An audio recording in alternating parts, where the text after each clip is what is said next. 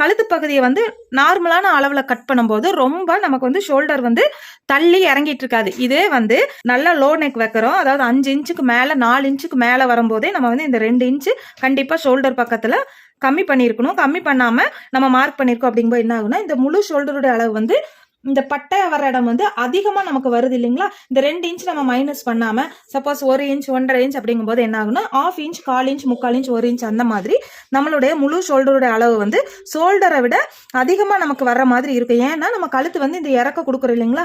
இறக்க கொடுக்கும்போது என்ன ஆகுனா கழுத்து வந்து விரிவடையும். ஷோல்டர் கிளாத் வந்து ஆட்டோமேட்டிக்காக நம்ம பிளவுஸ் போடும்போது நல்லா விரிவாக வட்டமாக அந்த மாதிரி சேஃபில் வரும். அப்போ என்ன ஆகுனா இந்த ஷோல்டர் பக்கம் வந்து அப்படியே நமக்கு கை பக்கத்தில் நமக்கு வந்து வலிஞ்ச மாதிரி வரும். அப்போ அந்த ஷோல்டருடைய அளவுகள் அதிகமாக இருக்கிற பட்சத்தில் அது எந்த இடத்துல நமக்கு ஃபால்ட்டாக காட்டும் பார்த்தீங்கன்னா ஆம்பகுதியுடைய முன்பக்கத்துலையும் பேக் சைடுலையும் நல்லாவே நமக்கு வந்து கிளாத் தூக்கிட்டு நிற்கும்.